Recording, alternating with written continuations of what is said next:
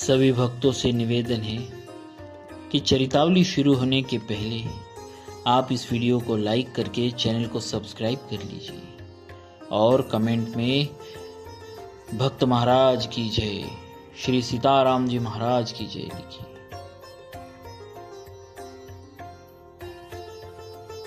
माघ मास में रामायण श्रवण का फल, राजा सुमति और सत्यवती के पूर्व जन्म का इतिहास।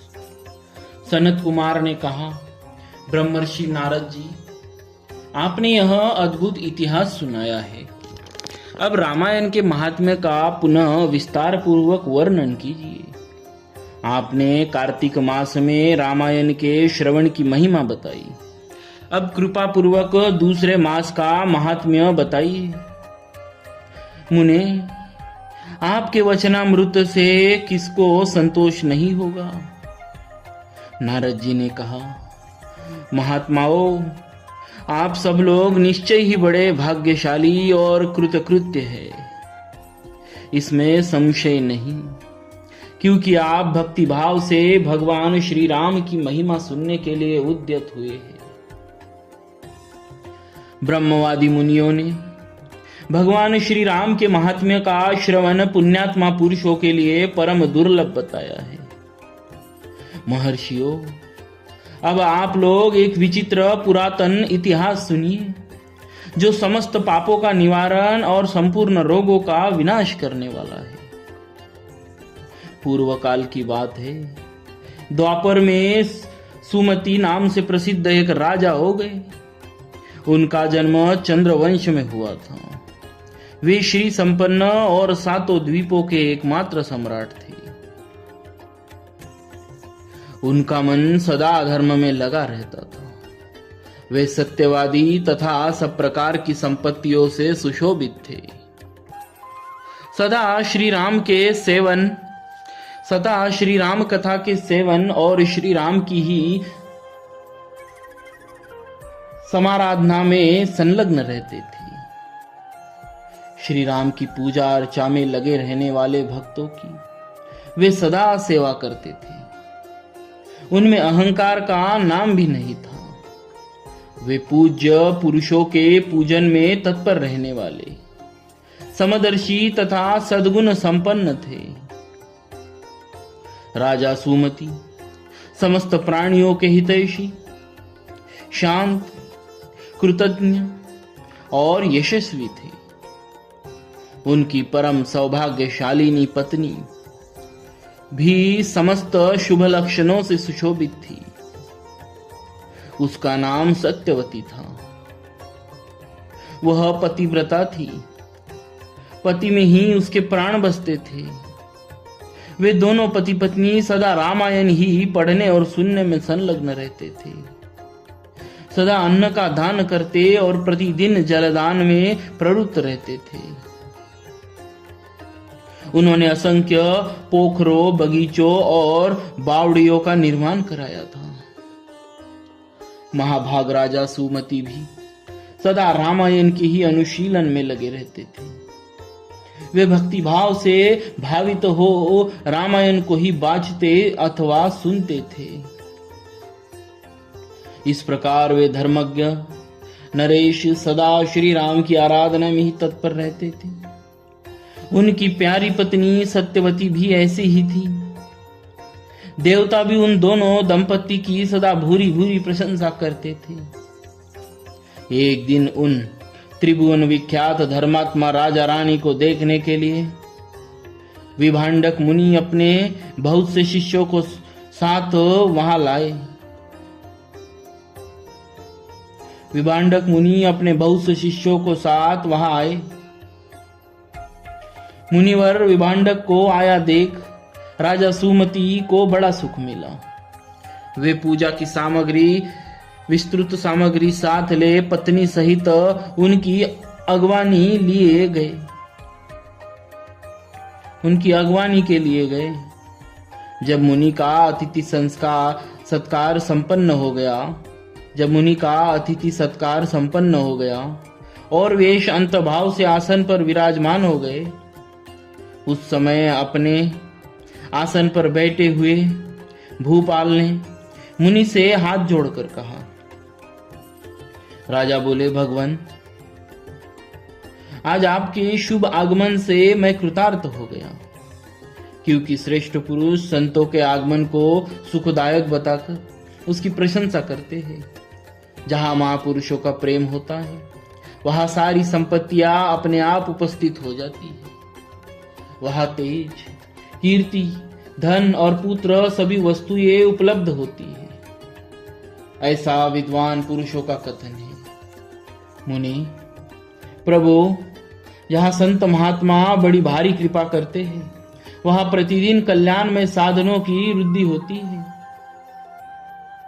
ब्राह्मण, जो अपने मस्तक पर ब्रह्मणों का चरणोदक धारण करते हैं, उस पुण्यात्मा पुरुष ने सब तीर्थों में स्नान कर लिया, इसमें संशय नहीं है।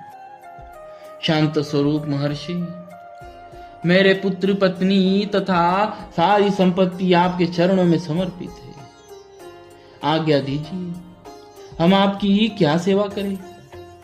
ऐसी बातें कहते हुए राजा सुमति की ओर देखकर मुनीश्वर विभांडक बड़े प्रसन्न हुए और उन्होंने अपने हाथ से राजा का स्पर्श करते हुए कहा।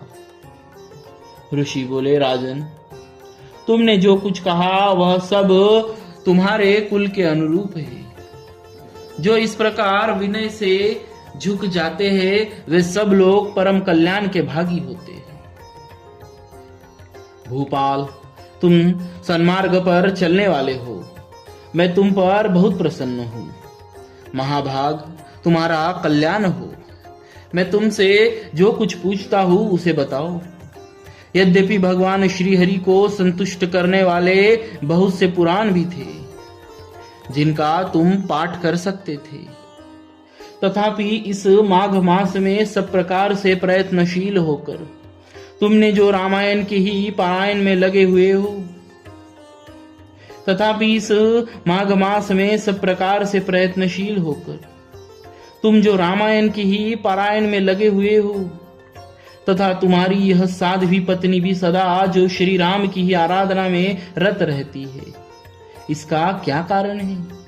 यह वृत्तांत यथावत रूप से मुझे बताओ। राजा ने कहा, भगवान, सुनिए, आप जो कुछ पूछते हैं वह सब मैं बता रहा हूं। मुने, हम दोनों का चरित्र संपूर्ण जगत के लिए आश्चर्यजनक है। साधु शिरोमणि, पूर्व जन्म में मैं मालती नामक शूद्र था, सदा कुमार्ग पर ही चलता और सब लोगों के अहित साधन में ही संलग्न रहता था। दूसरों की चुगली खाने वाला, धर्मद्रोही, देवता संबंधी, द्रव्य का अपहरण करने वाला तथा महापातकियों के संसर्ग में रहने वाला था। मैं देव संपत्तियों से ही जीविका चलाता था।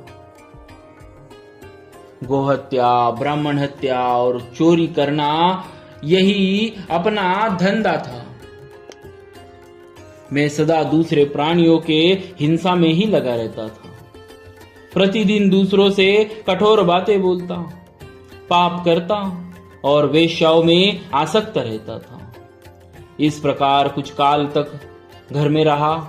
फिर बड़े लोगों की आज्ञा का उल्लंघन करने के कारण मेरे सभी भाई बंधुओं ने मुझे त्याग दिया और मैं दुखी होकर वन में चला आया। वहां प्रतिदिन मृगों का मांस खाकर रहता था और कांटे आदि बिछाकर लोगों के आने जाने का मार्ग अवरुद्ध कर देता था। इस तरह अकेला बहुत दुख भोगता हुआ मैं उस निर्जन वन में रहने लगा। एक दिन की बात है, मैं भूखा प्यासा थका मांदा निद्रा से झूमता हुआ एक निर्जन वन में आया। वहां दैव योग से वशिष्ठ जी के आश्रम पर मेरी दृष्टि पड़ी। उस आश्रम के निकट एक विशाल सरोवर था जिसमें हंस और कारंडव आदि जलपक्षी छा रहे थे। मुनीश्वर, वह सरोवर चारों ओर से वन्य पुष्प समूहों द्वारा आच्छादित था। वहां जाकर मैंने पानी पिया और उसके तट पर बैठकर अपनी थकावट दूर की। फिर कुछ वृक्षों की जड़ें उखाड़कर उनके द्वारा अपनी भूख बुझाई। वशिष्ठ के उस आश्रम के पास ही मैं निवास करने लगा। टूटी फूटी स्फटिक शिलाओं को जोड़कर मैंने वहां दीवार खड़ी की। फिर पत्तों, तिनकों और काष्ठों द्वारा एक सुंदर घर बना लिया। उसी घर में रहकर मैं व्याधों की वृत्ति का आश्रय ले नाना प्रकार के मृगों को मारकर उन्हीं के द्वारा 20 वर्षों तक अपनी जीविका चलाता रहा। तदनंतर मेरी ये साध्वी पत्नी वहां मेरे पास आई।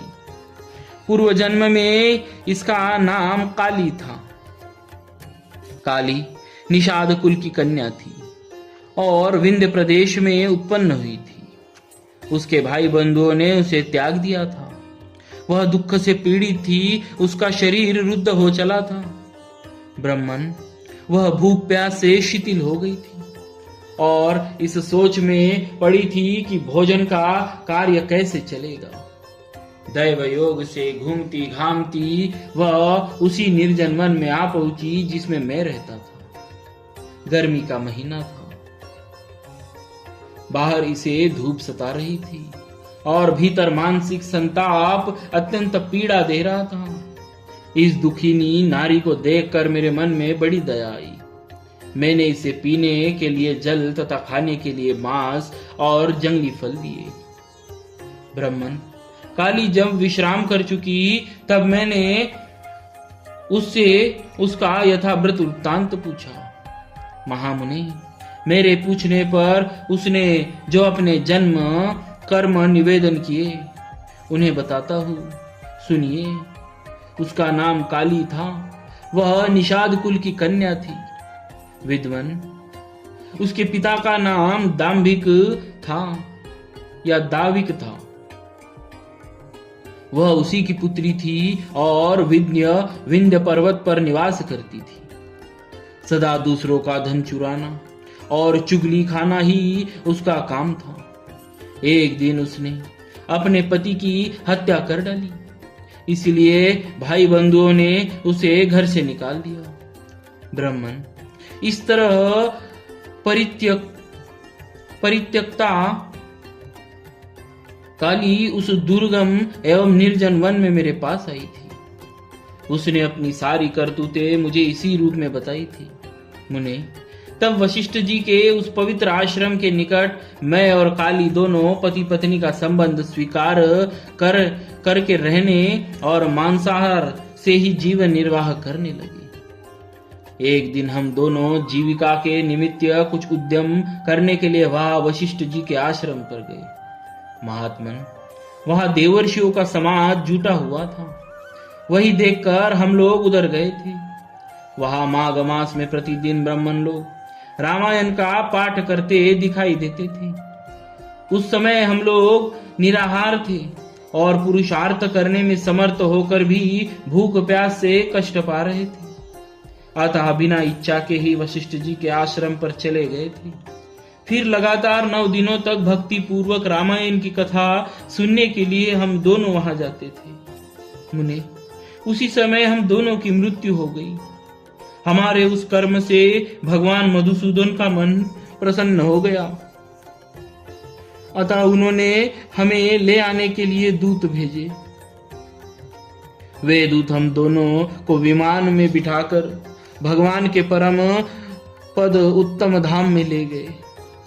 हम दोनों देवादिदेव चक्रपाणी के निकट जा पहुंचे। वहां हमने जितने समय तक बड़े बड़े भोग भोगे थे वह बता रहे हैं, सुनिए। कोटि सहस्त्र और कोटि शत युगों तक श्री राम धाम में निवास करके हम लोग ब्रह्मलोक में आए। वहां भी उतने ही समय तक रहकर हम इंद्रलोक में आ गए। मुनि श्रेष्ठ, इंद्रलोक में भी उतने ही काल तक परम उत्तम भोग भोगने के पश्चात हम क्रमशः इस पृथ्वी पर आए हैं। यहाँ भी रामायण के प्रसाद से हमें अतुल संपत्ति प्राप्त हुई है। मुने, अनिच्छा से रामायण का श्रवण करने पर भी हमें ऐसा फल प्राप्त हुआ है। धर्मात्मन, यदि 9 दिनों तक भक्ति भाव से रामायण की अमृतमयी कथा सुनी जाए तो वह जन्म जरा और मृत्यु का नाश करने वाली होती है। विप्रवर, सुनिए। विवश होकर भी जो कर्म किया जाता है वह रामायण के प्रसाद से परम महान फल प्रदान करता है। नारद जी कहते हैं, यह सब सुनकर मुनीश्वर विभांडक राजा सुमति का अभिनंदन करके अपने तपोवन को चले गए। विप्रोरो, अतः आप लोग देवादिदेव चक्रपाणी भगवान श्री हरि की कथा सुनिए। श्री राम कथा कामधेनु के समान अभिष्ट फल देने वाली बताई गई है। माघ मास के शुक्ल पक्ष में प्रयत्न पूर्वक रामायण की नवान्य कथा सुननी चाहिए। वह संपूर्ण धर्मों का फल प्रदान करने वाली है। यह पवित्र आख्यान समस्त पापों का नाश करने वाला है। जो इसे बाजता अथवा सुनता है वह भगवान श्री राम का भक्त होता है। जहां जिस परम पद से लौटने का वर्णन है वह ब्रह्मलोक से भिन्न कोई उत्तम लोक था, जहां भगवान मधुसूदन के सानिध्य तथा श्री राम के दर्शन सुख का अनुभव होता था। इसे साक्षात वैकुंठ या साकेत नहीं मानना चाहिए, क्योंकि वहां से पुनरावृत्ति नहीं होती। अनिच्छा से कथा श्रवण करने के कारण उन्हें अपुनरावृत्ति लोक नहीं मिला था। इस प्रकार श्री स्कंद पुराण के उत्तरखंड में नारद सनत कुमार संवाद के अंतर्गत रामायण महात्मा के प्रसंग में माघ मास में रामायण कथा श्रवण के फल का वर्णन नामक 3रा अध्याय पूरा हुआ। बोलिए श्री सीताराम की महाराज।